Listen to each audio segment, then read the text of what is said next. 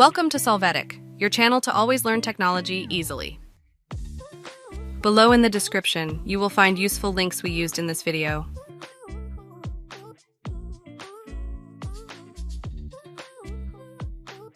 Today in Solvetic, we will see how to change line space in Word to 1.5.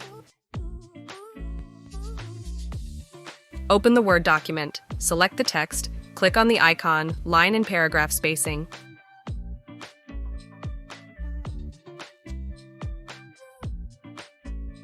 In the options displayed, select 1.5. You can see the change in the text.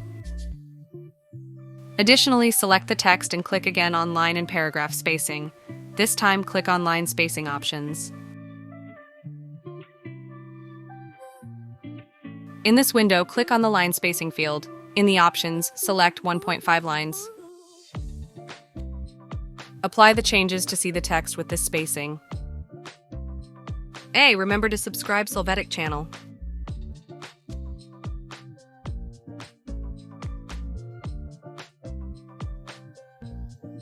We hope it has been helpful for you. Here are links to watch more videos of your interest and subscribe to the Solvetic channel. Thank you.